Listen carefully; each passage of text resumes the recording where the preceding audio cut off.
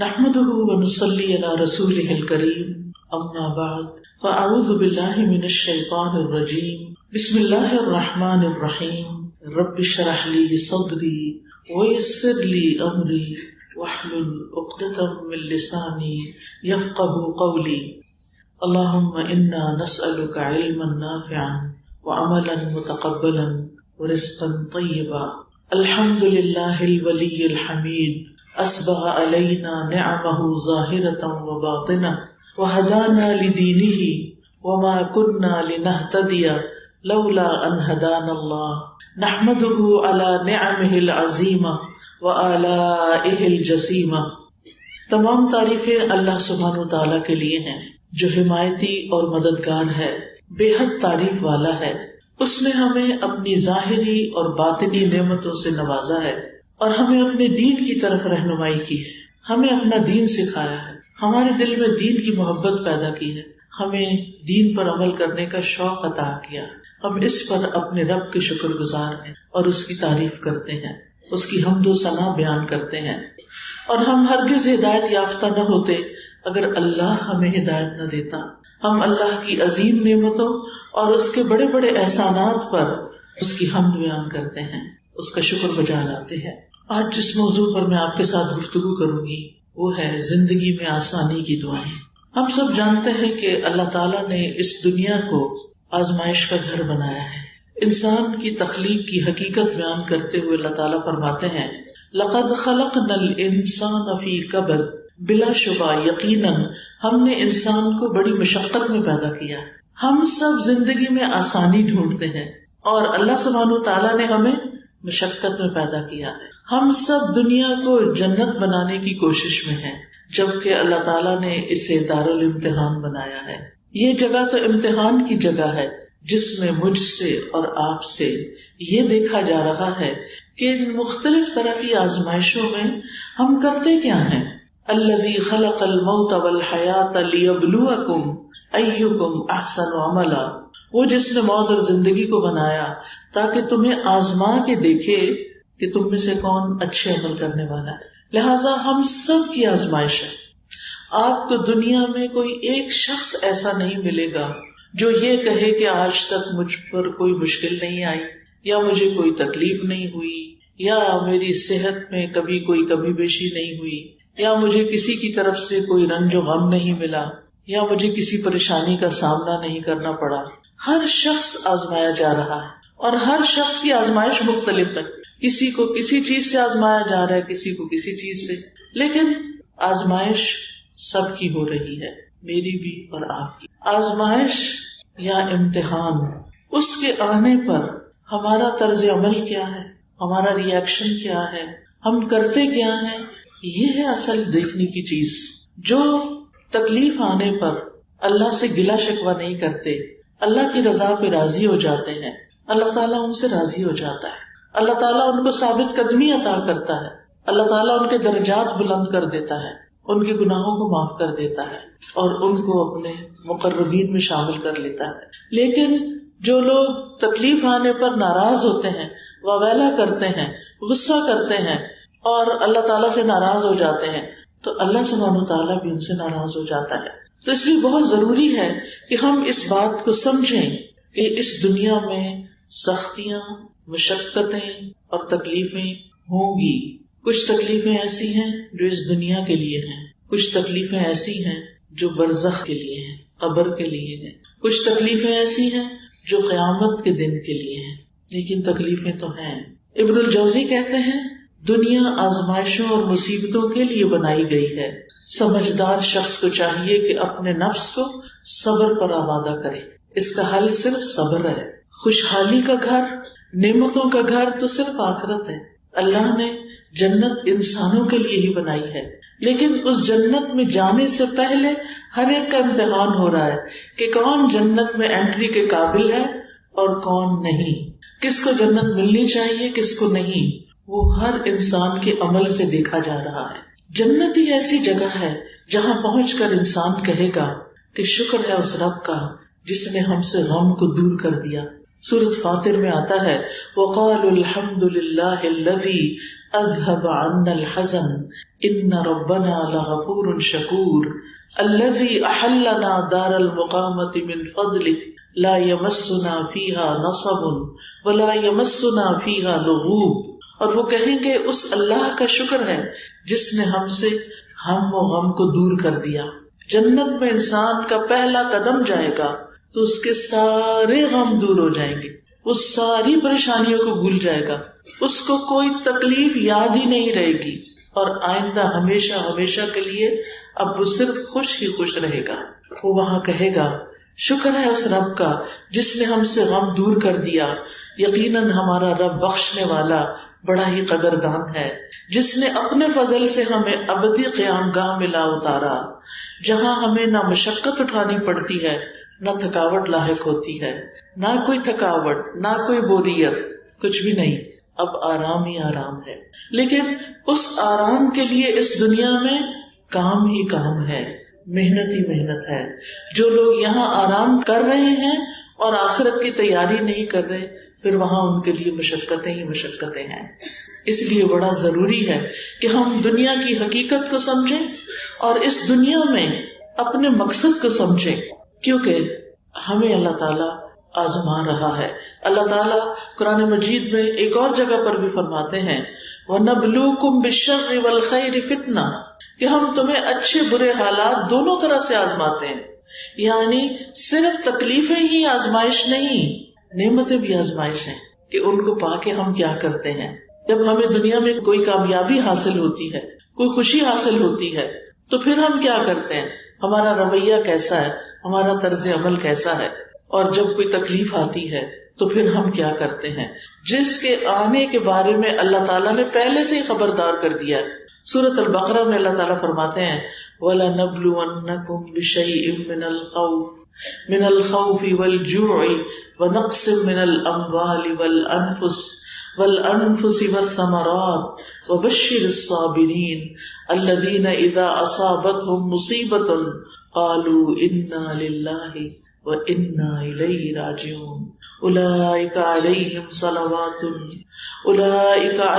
صَلَوَاتٌ مِّن رَّبِّهِمْ وَرَحْمَةٌ وَأُولَئِكَ هُمُ الْمُهْتَدُونَ، اور یقیناً ہم تمہیں خوف اور بھوک اور مالوں اور جانوں اور پھلوں کی کمی میں سے کسی نہ کسی چیز کے ساتھ ضرور آزمائیں گے، اور صبر کرنے والوں کو خوشخبری دے دو۔ وہ لوگ کہ جب انہیں کوئی مصیبت پہنچتی ہے تو وہ کہتے ہیں بے شک ہم اللہ کے لیے ہیں اور بے شک ہم اسی کی طرف لوٹنے والے ہیں۔ یہ لوگ ہیں جن پر ان کے رب کی طرف سے کئی مہربانیاں ہیں اور بڑی رحمت ہے، اور یہی لوگ ہدایت پانے والے ہیں۔ تو گویا خوف، مال، جان اور پھلوں کی کمی اور دیگر تکلیفوں کے ساتھ آزمائش ضروری ہوگی، یہ اللہ تعالیٰ نے بتا دیا ہے۔ اب دیکھیں لا نبلونا، یہاں پر 3 موقدات آئے۔ موقدات کہتے ہیں جس سے تاکید کی جاتی، واو قسم کی ہے، لام تاکید کا ہے، نون مشدد بھی تاکید کا ہے، یعنی اللہ تعالیٰ قسم کھا کے فرماتے ہیں کہ ایسا ضرور ہوگا۔ کیا؟ کہ تمہیں مشکلات آئیں گی دنیا میں، کبھی خوف ہوگا، کبھی بھوک ہوگی، کبھی جانوں کی کمی ہوگی، کبھی مال کی کمی ہوگی، کبھی پھلوں کی پیداوار کی، تمہاری آمدنی کی کمی ہوگی، یہ ضرور ہوگا۔ لیکن ساتھ ہی کیا فرمایا کہ ایسے مواقع پر، ایسی تکلیفوں پر جو صبر کر جائیں ان کے لیے خوشخبری ہے۔ اور وہ جب مصیبت آتی ہے تو کیا کہتے ہیں، انا للہ و انا الیہ راجعون، بے شک ہم اللہ کے لیے اور ہم اللہ کی طرف لوٹ کے جانے والے ہیں۔ کیا مطلب ہے کہ یہ دنیا تو ہمیشہ کے لیے ہے ہی نہیں، اللہ نے ہمیں پیدا کیا، اللہ ہی کی طرف لوٹ کے جانا ہے، یہاں بھی اللہ کے حکم کے مطابق جئیں گے، اور پھر جو چیزیں ہماری ہیں وہ بھی اصل میں ہماری نہیں، وہ بھی اللہ کی امانت ہے ہمارے پاس۔ کیا مطلب کہ اس کے ساتھ ہم کرتے کیا ہیں، مثلا یہ ہاتھ کس نے بنایا، ہمارے اللہ نے، یہ ہمیں کیوں دیے اللہ نے، کیا کرے ان سے، کام کرے، کیسے کام، اچھے کام یا اس کو ناراض کرنے والے کام۔ اب آزمائش یہی ہے کہ ہاتھ اللہ نے دیے، دیکھا یہ جا رہا ہے کون ان ہاتھوں کو اللہ سبحانہ و تعالیٰ کی مرضی کے مطابق استعمال کرتا اور کون اس کے خلاف، کون اس کے خلاف استعمال۔ آنکھیں کس نے دی ہیں، انا للہ. ٹھیک ہے نا. مرنے کے بعد یہ آنکھیں کہاں جائیں گی؟ واپس مٹی میں مل جائیں گی. منہا خلقناکم، اس مٹی سے ہم نے تمہیں پیدا کیا. وفیہا نعیدکم، اسی میں ہم تمہیں واپس لوٹا دیں گے. ومنہا نخرجکم تارۃ اخری، اور اسی میں سے ہم تمہیں دوبارہ نکال لیں گے، پھر پیدا کریں گے. دوبارہ کیوں نکالیں گے؟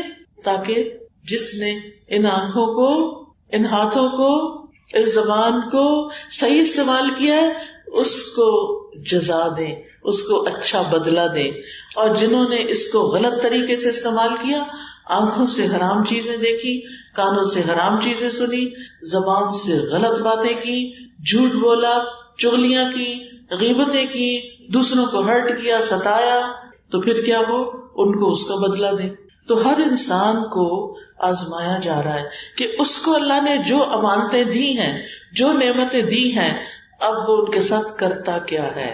اسی لیے اللہ تعالیٰ نے ہمارے لیے گارڈز رکھے ہوئے ہیں. کیا نام ہے ان گارڈز کا؟ کرامن کاتبین. وہ کیا کر رہے ہیں؟ لکھ رہے ہیں.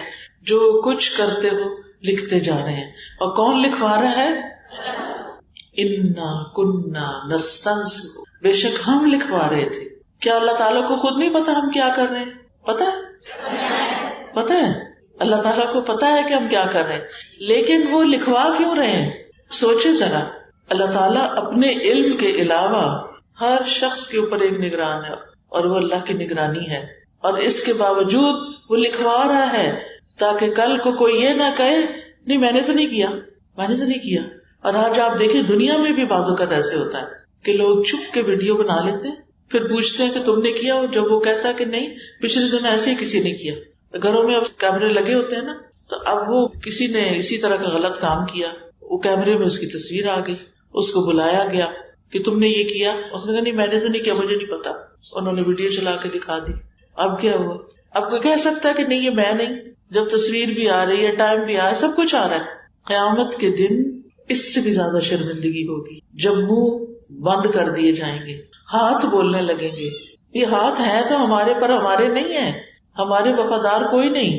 جب اللہ تعالیٰ نے ان کو بلوانا ہے تو یہ ہر وقت ہمیں دیکھتے رہتے ہیں ہم کیا کرتے ہیں، کیا پکڑتے ہیں، کیا رکھتے ہیں، کیا آن کرتے ہیں، کیا آف کرتے ہیں، اپنا وقت کہاں لگا رہے ہیں، کتنے گھنٹے یوٹیوب پہ بیٹھے رہتے ہیں، اور صرف دنیا کے چند پیسے کمانے کے لیے نمازیں، دین، قرآن، ہر چیز بھول کے، خیر، نیکی، آخرت کی تیاری کے کام چھوڑ کے صرف یوٹیوب چینل بنا رہے ہیں تاکہ اس کے اوپر اشتہار گندے مندے چلے اور اس میں سے ہمیں کچھ پیسے مل جائیں. ویڈیو بنا رہے ہیں گھنٹوں، پھر ایڈٹ کر رہے ہیں گھنٹوں، اور ڈال اس پہ کیا رہے ہیں؟ کوئی کھانے کی ریسیپی ڈال رہا ہے، کوئی ایکسرسائز ڈال رہا ہے، کوئی ادھر ادھر کی سچی جھوٹی باتیں ڈال رہا ہے اور ویوز بنا رہا ہے تاکہ پیسے ملیں. دنیا کی محبت نے انسان کو آخرت سے غافل کر دیا. الہاکم التکاثر حتی زرتم المقابر کلا سوف تعلمون ثم کلا سوف تعلمون. الہاکم التکاثر، ایک دوسرے کے مقابلے میں کثرت سے یعنی مال حاصل کرنے کی خواہش نے تمہیں لہو و لعب میں مبتلا کر دیا، غافل کر دیا. اتنے غافل رہے حتی زرتم المقابر، یہاں تک کہ تم نے قبریں جا دیکھی، قبر میں پہنچ گئے. دنیا دنیا دنیا، اور نہیں پتا کس وقت چلے جانا ہے، اور آخرت کی کوئی فکر نہیں. دنیا میں گھنٹوں لگا دیتے ہیں نہیں تھکتے، اور آخرت کا کام تھوڑا سا. جب اتنے گھنٹے تھک کے اٹھیں گے اور بیکار سے کام کر کے، فضول کام کر کے اٹھیں گے، نماز پڑھیں گے تو کیا ہوگا؟ آنکھیں بھی بند ہوں گی اور یون کر رہے ہوں گے، کسی طرح سر سے اتر جائے، کیونکہ نہ پڑھی تو پھر کہیں پکڑی نہ ہو جائے. پر ایسی پڑھی کا کیا فائدہ جس میں نہ اللہ کی یاد ہے، نہ اللہ کی محبت اور نہ اللہ کے سامنے کچھ عاجزی ہے. تو ہم سب بنیادی طور پر ایک دھوکے میں پڑے ہوئے ہیں کہ شاید ہم نے ہمیشہ یہاں رہنا ہے، شاید یہ جوانی ہمیشہ رہے گی، شاید یہ رنگ میلے ہمیشہ رہیں گے. نہیں، یہ بہت جلد ختم ہو جائیں گے. اور مرنے کے بعد انسان کیا کہے گا؟ میں دنیا میں کتنا جیا؟ الا عشیۃ او ضحاہا، دن کا ایک حصہ، صبح کا یا شام کا. ہم سب کو سوچنا چاہیے کہ ہم اپنے اس وقت کو جس میں ہماری آزمائش ہو رہی ہے ہم کس طرح گزار رہے ہیں. اب سوال یہ پیدا ہوتا ہے کہ تکلیفیں کیوں آتی ہیں؟ تکلیفیں آتی ہیں بندے کا درجہ بلند کرنے کے لیے، تکلیفیں آتی ہیں انسان کو پختہ کرنے کے لیے، انسان کو کچھ سکھانے کے لیے، انسان کو ہوش میں لانے کے لیے. کہ وہ اپنی غفلت سے باہر نکل آئے. تو اس لیے تکلیفیں تو آئیں گی. نبی صلی اللہ علیہ وسلم نے فرمایا بے شک بندے کے لیے جب اللہ کے ہاں کوئی مقام اور مرتبہ مقدر ہو چکا ہوتا ہے اور وہ اپنے اعمال کی بنا پر اس تک نہیں پہنچ سکتا تو اللہ تعالیٰ اسے اس کے اپنے جسم یا مال یا اولاد کی آزمائش میں ڈال دیتا ہے. امام ابو داؤد فرماتے ہیں کہ اس میں یوں بھی کہا گیا ہے پھر اللہ اسے صبر کی توفیق بھی دیتا ہے حتیٰ کہ اسے اس مقام اور مرتبے تک پہنچا دیتا ہے جو اللہ تعالیٰ کی طرف سے اس کے لیے پہلے سے مقدر تھا. یعنی عمل سے وہ بندہ اس درجے پہ نہیں پہنچنے والا تھا. کیسے پہنچا؟ تکلیف کاٹ کے، بیماری کاٹ کے. تو تکلیفیں پاک کرنے کا سبب ہوتی ہیں. اور یہ نہ سوچیں کہ اللہ تعالیٰ شاید ہم سے ناراض ہوتا ہے تو ہمیں تکلیف میں ڈالتا ہے. کچھ لوگوں کا یہ خیال ہوتا ہے شاید اللہ تعالیٰ مجھ سے ناراض ہو گیا. نہیں، حدیث میں آتا ہے اللہ جس کے ساتھ بھلائی کا ارادہ کرتا ہے اسے مصیبت میں مبتلا کر دیتا ہے، اسے تکلیف میں ڈال دیتا ہے. اور یہ اللہ کی بندے سے محبت کی نشانی ہے. حضرت انس کہتے ہیں نبی صلی اللہ علیہ وسلم نے فرمایا زیادہ ثواب بڑی آزمائش کے ساتھ ہے. جب اللہ تعالیٰ کسی قوم سے محبت کرتا ہے تو انہیں آزمائش میں مبتلا کر دیتا ہے. بس جو راضی ہو جائے اس کے لیے رضا ہے اور جو ناراض ہو اس کے لیے ناراضگی مقدر ہو جاتی ہے. جتنے بھی اللہ کے بڑے بڑے پیارے پیغمبر گزرے ہیں وہ سب تکلیفوں سے گزرے ہیں. کیا آدم علیہ السلام کی آزمائش ہوئی تھی؟ آدم علیہ السلام کا امتحان ہوا تھا. پھر کیا ہوا اس کے بعد؟ جب وہ اس میں ناکام ہو گئے تو ان سے جنت کا لباس اتروا لیا گیا، ان کو جنت سے نکال دیا گیا. کیا ان کو کوئی تکلیف ہوئی ہوگی؟ بہت تکلیف ہوئی. پھر انہوں نے اللہ سے معافی مانگی، انہوں نے دعا مانگی. کیا؟ ربنا ظلمنا انفسنا وان لم تغفر لنا وترحمنا لنکونن من الخاسرین. کیا نوح علیہ السلام آزمائش سے گزرے تھے؟ کتنے سال؟ 950 سال. ان کی قوم نے ان کی بات نہیں مانی. پھر کیا ہوا؟ ان پر طوفان آ گیا. فأخذهم الطوفان وهم ظالمون. موسیٰ علیہ السلام کے لیے کوئی آزمائش تھی؟ ایک تھی یا بہت سی تھی؟ بہت سی تھی. وَفَتَنَّاكَ فُتُونًا. ہم نے طرح طرح سے تجھے آزمایا. وَاصْطَنَعْتُكَ لِنَفْسِي. پھر میں نے تجھے اپنے کام کا بنا لیا. بہت سی آزمائشیں آئیں. یعقوب علیہ السلام کو کوئی آزمائش آئی؟ کیا آزمائش تھی؟ یعقوب علیہ السلام محبوب بیٹا یوسف علیہ السلام ان سے جدا ہو گئے. کتنے سال جدا رہے؟ بعض کہتے 40 سال. نہیں پتا کہاں ہیں. یہ پتا تھا کہ زندہ ہیں، مایوس نہیں ہوئے تھے. 40 سال بھی مایوس نہیں ہوئے. لیکن کیا وہ روتے تھے ان کے لیے یا نہیں؟ روتے تھے نا. وَبِيَضَّتْ عَيْنَاهُ مِنَ الْحُزْنِ. غم کی وجہ سے آنکھیں سفید ہو گئی تھی. یہ اللہ کے پیارے بندے تھے یا نہیں تھے؟ نا. لیکن ان پر آزمائشیں آئی نا. تو جب آپ پر کوئی تکلیف آئے تو یہ نہ سوچے کہ اللہ تعالیٰ مجھ سے ناراض ہے. اللہ تعالیٰ سے حسن ظن رکھنا ہے، اچھا گمان رکھنا ہے. ٹھیک ہے نا. یوسف علیہ السلام پہ آزمائش آئی تھی. کیا کیا تھا بھائیوں نے؟ کنویں میں ڈال دیا. پھر کیا ہوا؟ پھر بک گئے، غلام بنا لیے گئے. پھر کیا ہوا؟ وہ ایک عورت کی طرف سے آزمائش آ گئی. پھر کیا ہوا؟ جیل میں بھیج دیے گئے. پھر کیا ہوا؟ جیل میں کتنا عرصہ رہے؟ وَلَبِثَ فِي السِّجْنِ بِضْعَ سِنِينَ. جیل میں کئی سال تک رہے. بعض کہتے ہیں کہ یہ 10 سے کم ہوتا ہے اور 9 سال رہے جیل میں. آسان ہے جیل میں 9 سال رہنا؟ اور ساری زندگی کیا امتحان تھا؟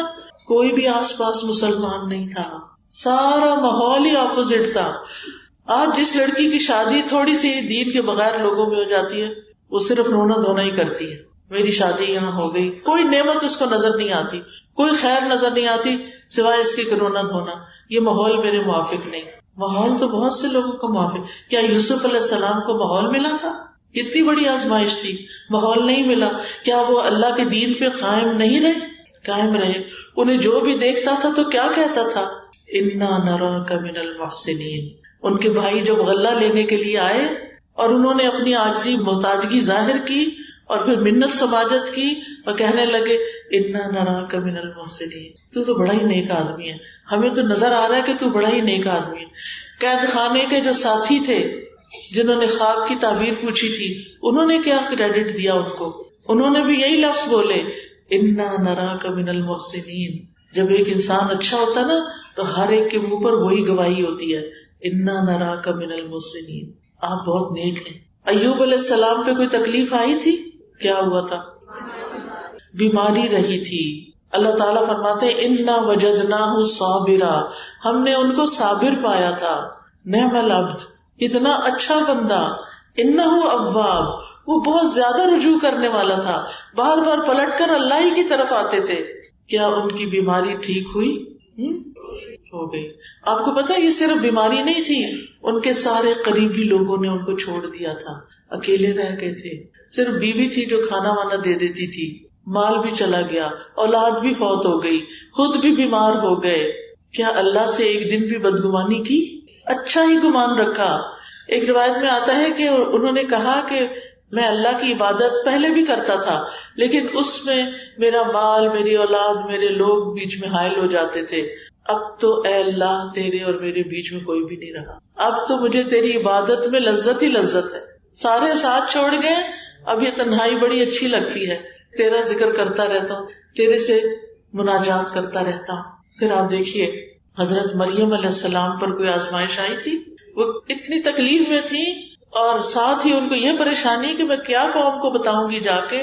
کیا کہنے لگے؟ یا لیتنی مت قبل ھذا وکنت نسیا منسیا، کاش میں آج سے پہلے بھولی بھلائی جا چکی ہوتی اور مجھے کوئی بھی نہ جانتا ہوتا. یا لیتنی مت قبل، اس سے پہلے ماری جاتی اور بھول بھلا دی جاتی، میں آج ہوتی نہ دنیا میں. حضرت آسیہ پر کوئی آزمائش آئی تھی؟ کیا آزمائش آئی تھی؟ فرعون سختیاں کرتا تھا، ہاتھوں میں اس نے کیل ٹھوک دیے تھے، دیوار کے ساتھ چن دیا تھا کہ باز آ جاؤ دین سے، لیکن وہ باز نہیں آئی. کیا دعا کرتی تھی؟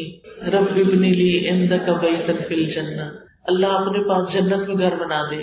ونجنی من فرعون وعملہ، مجھے فرعون اور اس کے عمل سے بچا لے، نجات دے. ونجنی من القوم الظالمین، اللہ مجھے ظالم لوگوں سے نجات دے. ان سب لوگوں نے کیا کیا تھا؟ حضرت یونس علیہ السلام پہ آزمائش آئی تھی. کیا آزمائش آئی تھی؟ مچھلی کے پیٹ میں اندھیروں پر اندھیرا. رات کے وقت کبھی کسی دریا پہ گئے آپ اندھیرے میں؟ سوچیں بادل آئے ہوئے ہوں، رات ہو اور آپ پانی کے وہ گہرائیوں میں ہو، مچھلی کے پیٹ میں ہو، کتنی خوفناک جگہ. کیا انہوں نے اللہ تعالیٰ کو بلیم کیا تھا کہ آپ نے میرے ساتھ کیا کیا؟ کیا کہا تھا؟ لا الہ الا انت سبحانک انی کنت من الظالمین. اللہ میری اپنی غلطی ہے، آپ ظالم نہیں ہیں، آپ ہر خطا سے پاک ہیں، اللہ سے برا گمان نہیں کیا. تو یاد رکھیے زندگی میں اگر کوئی تکلیف آئے تو 2 کام لازمی کرنے ہیں. نمبر 1 اللہ سے گمان اچھا رکھنا ہے، شیطان کو اپنے اوپر حاوی نہیں ہونے دینا. نمبر 2 دعائیں کرنی ہیں. یہ دعاؤں کا کارڈ اسی لیے بنایا گیا ہے، مشکل آ گئی آسانی کے لیے دعائیں کریں، دعائیں کرنی ہیں. خود ہمارے پیارے نبی صلی اللہ علیہ وسلم پر کوئی مشکلات آئی تھی، ہر طرح کی آزمائشیں آئی تھی، اور آپ نے فرمایا تھا نا کہ جس پر کوئی تکلیف آئے وہ کیا کرے؟ میری تکلیف کو یاد کر لے. ہم نے کیا کرنا ہے؟ اللہ کی طرف رجوع کرنا ہے، اپنے ایمان کی تجدید کرنی ہے، نیک عمل کرنے ہیں، کیونکہ اللہ کا وعدہ ہے وَأَمَّا مَنْ آمَنَ وَعَمِلَ صَالِحًا فَلَهُ جَزَاءً الْحُسْنَى وَسَنَقُولُ لَهُ مِنْ أَمْرِنَا يُسْرًا. اور رہا وہ جو ایمان لایا اور اس نے نیک عمل کیے تو اس کے لیے بدلے میں بھلائی ہے، اور ان قریب ہم اسے اپنے کام میں سے سراسر آسانی کا حکم دیں گے.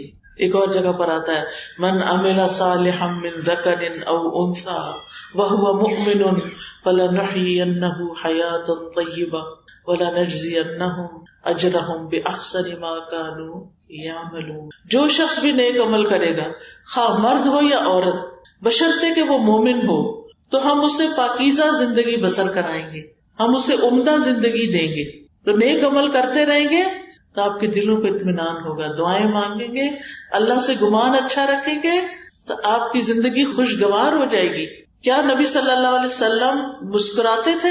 سب سے زیادہ مسکرانے والے تھے، جبکہ آپ کے اوپر سب سے زیادہ تکلیفیں تھیں، پھر بھی آپ مسکراتے رہتے تھے. تو ہم نے کیا کرنا ہے؟ غم کو اپنے اوپر طاری نہیں کرنا، اللہ سے اچھا گمان کر کے، معاملہ اللہ کے سپرد کر کے، دعا مانگ کے اپنے آپ کو کسی اچھے کام میں لگا دینا. ہر وقت غم کو یاد نہیں کرتے رہنا، اس کا کوئی فائدہ نہیں. اٹھ کے کیا کرنا ہے؟ اللہ کی عبادت اور اطاعت. وَاسْتَعِینُوا بِالصَّبْرِ وَالصَّلَاةِ. مشکل آئے تو کیا کریں؟ اٹھے نماز پڑھیں. ہم سب کچھ کرتے ہیں، نماز نہیں پڑھتے مصیبت کے وقت، تکلیف کے وقت. لیکن کچھ لوگ اب بھی ایسا کرتے ہیں. کیا مشکلات کے وقت کیا کرتے ہیں؟ نماز پڑھتے ہیں. میری دادی کے بارے میں بتاتے ہیں بڑے، میں نے تو ان کو نہیں دیکھا، کہ ان کے کئی بچے ہوئے تھے اور کچھ بڑے ہو جاتے تھے، کچھ اور بڑے، کچھ اور پھر فوت ہو جاتے تھے. صرف میرے چچا اور والد جو تھے یہ بچے تھے، اور ایک پھوپھی. وہ کیا کرتی تھی، جب کوئی بچہ فوت ہوتا تھا اس کے اوپر کپڑا ڈال دیتی اور خود نماز پڑھنا شروع کر دیتی. لوگ اتنی باتیں بناتے کہ اس کو تو اپنے بچوں کے فوت ہونے کا کوئی غم ہی نہیں. کیا یہ کسی سے پوچھ کے غم لگتا ہے؟ جو بھی کوئی ماں ہے، بچے کو تو چھوٹی سی چوٹ بھی لگ جائے تو ماں کا کیا حال ہوتا ہے؟ ایک دم لگتا پاؤں سے جان نکل گئی.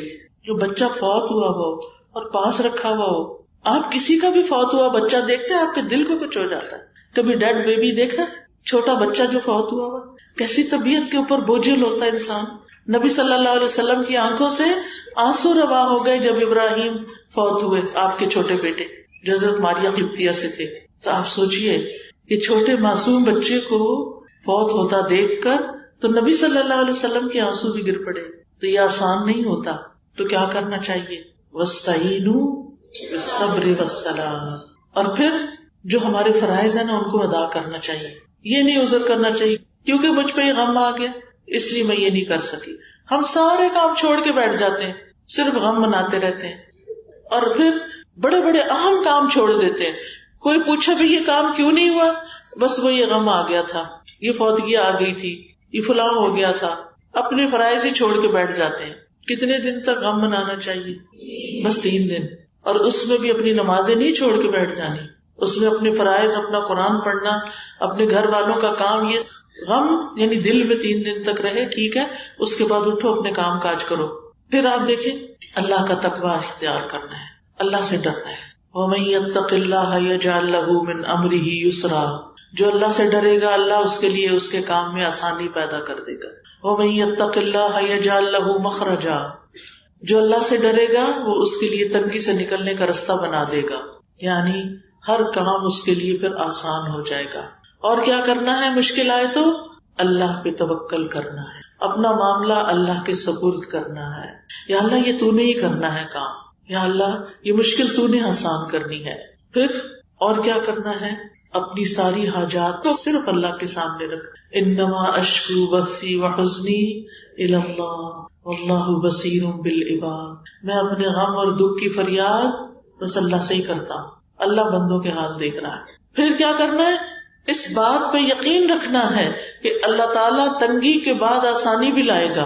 فَإِنَّ مَعَ الْعُسْرِ يُسْرًا إِنَّ مَعَ الْعُسْرِ يُسْرًا سَيَجْعَلُ اللَّهُ بَعْدَ عُسْرٍ يُسْرًا. اللہ تنگی کے بعد آسانی لائے گا. رات کے بعد دن آتا ہے، کبھی یہ نہیں ہوا کہ رات کے بعد پھر رات آ جائے. آپ نے دیکھو کہ جب گرمی زیادہ ہو جاتی ہے تو بادل آ جاتے ہیں، بارش آ جاتی ہے. تو تنگی اور مشکل حالات اللہ کے حکم سے دور ہوتے ہیں. پھر یہ یاد رکھنا ہے کہ اس مشکل کو کاٹنے والا صرف اللہ ہے، اس لیے مجھے صرف اسی کو پکارنا ہے، اسی سے دعائیں کرنی ہے، اسی سے مدد مانگنی ہے. ٹھیک ہے نا؟ سمجھ آ گئی سب کو؟ پیچھے بھی سب کو سمجھ آ گئی؟ الحمدللہ. یہ یاد رکھنا ہے، دوبارہ ریپیٹ کر رہی ہوں، یہ بڑا اہم نقطہ ہے کہ مشکل جو آ گئی ہے نا اس کو حل صرف اللہ نے کرنا ہے. اس لیے پہلے دعا پھر دوا. پھر اسی طرح یہ یقین رکھنا ہے کہ آسانی آنے والی ہے، قریب ہے، اور یہ وقت میرا عبادت ہے. تکلیف کا وقت کس کا وقت ہے؟ عبادت کا. اگر اللہ کی رضا میں گزرے، یعنی کشادگی کا انتظار کرتے ہوئے صبر کرنا عظیم الشان عبادت ہے. اور مشکل کے وقت میں اور زیادہ نیکیاں کرنی ہیں. یہ نیکسٹ پوائنٹ ہے. مشکل کے وقت میں کیا کرنا ہے؟ اور نیکیاں زیادہ کرنی ہیں. اللہ کا وعدہ ہے فَأَمَّا مَنْ أَعْطَى وَاتَّقَى وَصَدَّقَ بِالْحُسْنَى فَسَنُيَسِّرُهُ لِلْيُسْرَى. پھر جس نے اللہ کی راہ میں مال دیا اور پرہیزگاری اختیار کی اور بھلی باتوں کی تصدیق کی تو ہم بہت جلد اسے آسانی مہیا کر دیں گے. پھر سنا دوں آیت، سورۃ اللیل کی آیت ہے. فَأَمَّا مَنْ أَعْطَى، وہ جو دیتا رہتا ہے، صدقہ خیرات بھلائی نیکی خیر دوسروں کے اندر بانٹتا رہتا ہے. واتقا اور اللہ سے ڈرتا ہے، غرور میں مبتلا نہیں ہوتا کہ اہلکت مالا لبدا میں نے ڈھیروں مال خرچ کر دیا. کوئی غرور نہیں، کوئی فخر نہیں، بلکہ کیا کرتا ہے دے کے بھی اللہ سے ڈرتا ہے. وصدق بالحسنی اور بھلی باتوں کی تصدیق کرتا ہے، نیکی کا کوئی کام سامنے آئے تو کر کے دکھاتا ہے. فسنیسرہ للیسرا تو ہم بہت جلد اسے آسانی مہیا کر دیں گے. جو یہ کرے گا ایسے کام کرے گا اس کے لیے ہم زندگی میں کیا کریں گے آسانی پیدا کر دیں گے. بعض مفسرین کہتے تھے ہم قرآن پڑھنے میں مشغول ہوئے تو ہمیں دنیا میں برکات اور خیرات نے ڈھانپ لیا. کل ہی ہماری ایک ساتھی بتا رہی تھی کہ ان کے چچا ان کی پھپھو ان سب کی عمریں 80 سال سے اوپر، کوئی 85 کوئی 90 میں جا کے فوت ہو. 2 کام ان کے بڑے اہم تھے، ایک رشتے داروں کے ساتھ اچھا سلوک صلہ رحمی، اور دوسرے قرآن بہت پڑھتے تھے. جب جب اپنا قرآن پڑھ رہے ہیں اور جو پینشن آتی ہے جو بھی ان کے پاس مال ہوتا وہ باندھا ہوا ہوتا سب رشتے داروں میں تقسیم کر کے 500 روپے اپنی جیب میں رکھتے. بس 1 لاکھ 1.5 لاکھ پینشن تھی ان کی، بڑے بڑے عہدوں پہ رہے. تو لمبی عمر نیکیوں کے ساتھ انسان کے لیے بڑے فائدے کی ہے. لیکن یہ نعمتیں ایسے ہی نہیں مل جاتی، ان کے لیے قربانی کرنی پڑتی ہے. فَأَمَّا مَنْ أَعْطَى وہ جو دیتا جاتا ہے، وَاتَّقَى اور اللہ سے بھی ڈر کے نیک کام کرتا ہے اور برے کام چھوڑ دیتا ہے، تو پھر اللہ تعالیٰ اس کے ساتھ بھلائی کا ارادہ کرتا ہے کیونکہ وہ بھی بھلائی کی تصدیق کرتا ہے. فَسَنُيَسِّرُهُ لِلْيُسْرَى آسانیاں چاہتے ہیں آسانیاں بانٹیں، اپنے لیے آسانی چاہتے ہیں دوسروں کو آسانی دیں، دوسروں کی مشکلات آسان کریں، دوسروں کے ساتھ خیر خواہی کریں، دوسروں کے ساتھ اچھا سلوک کریں. جو اپنے لیے چاہیں وہی دوسرے کے لیے چاہیں، جو اپنے لیے چاہیں وہی دوسرے کے لیے. جو چیز آپ کو اپنے گھر میں تکلیف دیتی ہے وہ دوسرے کے گھر میں جا کے مت کریں. ایسے کام نہ کریں کہ جس سے دوسروں کو اذیت ہو. مثال کے طور پر اگر کوئی آپ کے گھر میں مہمان آیا اور وہ آپ کی فریج کھول کے کھڑا ہو جائے، وہ آپ کی ہنڈیا سے خود ہی کچھ ڈال کے کھانا پینا شروع کر دے، آپ کو کیسا لگے گا کہ اس نے بتایا ہی نہیں، پوچھا ہی نہیں یہ کیا کر رہا ہے؟ تو پھر آپ کسی کے گھر جا کے یہ نہ کریں. جو عادتیں آپ کو کسی کی اچھی نہیں لگتی وہ آپ کسی اور کے ساتھ بھی مت کریں. پھر یہ کہ ہمت کریں اور صبر کریں، ہمت اور صبر کے ساتھ مشکلات کا مقابلہ کریں. اللہ تعالیٰ فرماتے ہیں وَاصْبِرْ عَلَىٰ مَا أَصَابَكَ إِنَّ ذَلِكَ مِنْ عَزْمِ الْأُمُورِ جو مصیبت تمہیں پہنچے اس پہ صبر کرنا ہے، یہ بڑی ہمت کے کاموں میں سے ہے. اور پھر صبر کے نتیجے میں تکلیفیں دور ہوتی ہیں. معاملات اگر آسان نہ ہو رہے ہوں تو مایوس نہیں ہونا اور انتظار کرنا ہے، تھوڑا سا اور انتظار، تھوڑا سا اور انتظار. پھر نیکسٹ پوائنٹ ہے مشکلات میں جزا فضا نہیں کرنی، حال دعائی نہیں مچانی، گھر والوں کو آس پاس کے لوگوں کو پریشان نہیں کرنا. پھر اللہ کی طرف سے آئی ہوئی آزمائش کا شکوہ لوگوں سے نہیں کرنا. سمجھ آئی؟ یہ نہیں کہ جو آئے اسے کہ آج تو پتہ نہیں کیا ہوا، آج سر درد ہو گیا، 10 لوگوں کو کہہ کے ان کو بھی سر درد کرا دیں. اگر ہو گئی ہے کسی کو پتا ہے کہ علاج کیا ہے تو ٹھیک ہے آپ بتا دیں. لیکن ہر ایک کو، کچھ لوگوں کے پاس بیٹھے نا وہ اپنی بیماریوں کی اتنی ڈیٹیل بتانے لگ جاتے کہ دل گھبرا جاتا ہے. نہ تو ہم ڈاکٹر ہیں اور نہ ہی ہمیں اس کا کوئی علاج پتا، آپ اتنی تفصیل کیوں بتا رہے ہیں؟ تو دوسروں کو تنگی ہوتی ہے، دوسروں کا وقت ضائع ہوتا ہے. اس کو بتائیں جو آپ کے لیے کچھ کرے، وہ ڈاکٹر ہو، وہ کوئی حکیم ہو، وہ کوئی تھراپسٹ ہو، اس کو تو آپ بتائیں. لیکن جس نے کچھ کرنا نہیں اسے کیوں بتا رہے ہیں؟ تو بندوں کے آگے رونا نہیں رونا. کس کے آگے رونا ہے؟ صرف اللہ کے آگے. پھر دعاؤں کی کثرت، ذکر کی کثرت. ابن قیم کہتے ہیں اللہ کا ذکر مشکل کو آسان کر دیتا ہے، تنگی کو آسان بنا دیتا ہے، مشقتوں کو کم کر دیتا ہے. جب بھی کسی مشکل پر اللہ کا نام لیا جاتا ہے وہ آسان ہو جاتی ہے. جب کسی مشقت پہ اللہ کا ذکر کیا جاتا ہے وہ آسان ہو جاتی ہے. کسی سختی پہ اللہ کا ذکر کیا جاتا ہے وہ زائل ہو جاتی ہے. کسی تکلیف پہ اللہ کا ذکر کیا جاتا ہے وہ ختم ہو جاتی ہے. اللہ کا ذکر کرنا غم اور پریشانی کو دور کرنے کا ذریعہ ہے. اور دعاؤں میں خاص طور پر استغفار. اللہ تعالیٰ فرماتے ہیں لولا تستغفرون اللہ لعلکم ترحمون. تم اللہ سے استغفار کیوں نہیں کرتے کہ تم پہ رحم کیا جائے؟ اگر ہم چاہتے ہیں نا اللہ تعالیٰ ہم پہ رحم فرمائے تو کیا کریں؟ استغفار کی کثرت.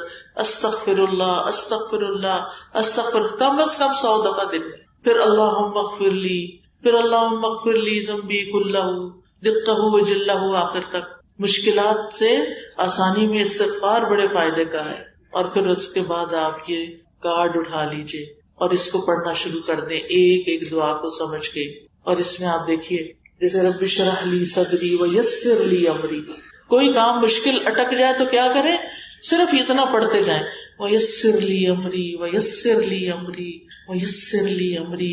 جہاں مشکل آ جائے ویسر لی امری. پھر اللہم لا سہل الا ما جعلتہ سہلا وانت تجعل الحزن اذا شئت سہلا. اور پھر ربنا آتنا من لدنک رحمہ وہیئ لنا من امرنا رشدا. یہ کہف والوں کی، غار والوں کی دعا ہے. کچھ نوجوان مسلمان تھے، ان کے ملک کا بادشاہ جو تھا وہ بت پرست تھا اور لوگوں کو بت پرستی پہ مجبور کرتا تھا. جو لوگ اس کی بات نہیں مانتے تھے انہیں سخت سزا دیتا تھا. تو ان نوجوانوں نے اپنے دین کی حفاظت کے لیے کیا کیا؟ اپنا شہر ہی چھوڑ دیا اور غار کی طرف چلے گئے اور اللہ تعالیٰ سے یہی دعا کی. تو اللہ تعالیٰ نے انہیں اپنے پاس سے اپنا فضل اور رحمت عطا کی اور پھر اللہ تعالیٰ نے ان کو سلا دیا. کئی سو سال سوئے رہے، پھر انہیں اٹھا دیا اور اپنی قدرت کی نشانی بنا دیا. تو یہاں پر وہ کہتے ہیں من لدنک رحمہ، اللہ تیرے پاس سے رحمت چاہیے. وہیئ لنا من امرنا رشدا، اور ہمیں ہمارے اس معاملے کے اندر درستگی عطا فرما. یعنی ہم جو کر رہے ہیں نا وہ ٹھیک ہو، غلط طریقہ نہ ہو، غلط رستہ نہ اختیار کرے. کیونکہ ہوتا پتہ کیا ہے، جب کوئی تکلیف آتی ہے نا تو لوگ کسی عامل کے پاس، کسی جادوگر کے پاس، ایسے لوگوں کے پاس چل پڑتے ہیں. تکلیف آئی تھی آپ کے درجے بلند کرنے کے لیے اور آپ نے ایسا رستہ اختیار کر کے پہلے عمل بھی گنوا دیے. کسی کے پاس غیب کا علم کوئی نہیں، سب تکے بازیاں ہوتی ہیں. تو اس لیے کسی نجومی کے پاس، کسی جادوگر کے پاس ہرگز نہیں جانا. اللہ سے دعا کرنی، اللہ کا ذکر کرنا. پھر آپ دیکھیے آیت کریمہ لا الہ الا انت سبحانک انی کنت من الظالمین. رسول اللہ صلی اللہ علیہ وسلم نے فرمایا کیا میں تمہیں ایسی چیز کے بارے میں نہ بتاؤں جب تم میں سے کسی آدمی کو رنج و الم اور دنیا کی آزمائشوں میں سے کوئی آزمائش آئے تو وہ اس دعا کو پڑھے اور اس کی تکلیف دور ہو جائے. تو آپ سے کہا گیا کیوں نہیں؟ آپ نے فرمایا وہ مچھلی والے کی دعا ہے لا الہ الا انت سبحانک انی کنت من الظالمین. مشکل آئے تو یہ دعا پڑھ لیں، اس کو دعا الکرب بھی کہا جاتا ہے. پھر اسی طرح ساری دعاؤں کا تو اب اس وقت ڈیٹیل میں جانے کا وقت نہیں، لیکن جو موٹی موٹی دعائیں ہیں وہ میں آپ کو بتا دیتی ہوں. یہ بد نصیبی سے بچنے کی دعا ہے. اعوذ باللہ من جہد البلاء ودرک الشقاء وسوء القضاء وشماتۃ الاعداء. اسی طرح یا حی یا قیوم برحمتک استغیث. یا حی یا قیوم، یہ جو ہے نا اسم اعظم بھی کہتے ہیں. یا حی جو ہے نا اسم اعظم ہے، اس کے ساتھ جو دعا کی جائے وہ دعا قبول ہوتی ہے. پھر یہ ایک دعا بڑی اچھی ہے اللہم احسن عاقبتنا فی الامور کلہا واجرنا من خزی الدنیا وعذاب الآخرہ. پھر درود شریف کی کثرت. درود شریف میں نماز کا درود شریف بھی پڑھ سکتے ہیں اور اس کے علاوہ بھی جو درود آپ کو پڑھنا ہو سوائے من گڑت درودوں کے، جو مسنون درود ہیں ان کو آپ پڑھ سکتے ہیں. صلی اللہ علیہ وسلم صلی اللہ علیہ وسلم، اس کی کثرت کیجیے. ایک دفعہ درود پڑھنے سے کیا ہوتا ہے؟ 10 رحمتیں آتی، 10 نیکیاں لکھی جاتی، 10 گناہ معاف ہوتے، 10 درجے بلند ہوتے. درود شریف نہیں چھوڑنا. میں اپنی بات یہیں پر ختم کرتی ہوں اور مجھے امید ہے کہ جو باتیں میں نے آپ کو بتائی ہیں، جو پوائنٹس آپ کو بتائے ہیں کہ مشکل وقت میں کیا کرنا ہے، وہ آپ نے اپنے دل پہ لکھ لینے ہیں اور ہر مشکل کو درجات کی بلندی کا ذریعہ بنانا ہے. اور یہ کارڈ سنبھال کے رکھ نہیں دینا، سجا کے رکھ نہیں دینا، اس کی دعائیں پڑھتے رہنا ہے. وآخر دعوانا ان الحمد للہ رب العالمین. سبحانک اللہم وبحمدک اشہد ان لا الہ الا انت استغفرک واتوب الیک. جزاکم اللہ خیرا. اللہ تعالیٰ آپ سے راضی ہو. بہت اچھی طرح آپ نے سنا. اللہ تعالیٰ ہم سب کو عمل کی توفیق عطا فرمائے. بارک اللہ فیکم. السلام علیکم ورحمۃ اللہ وبرکاتہ.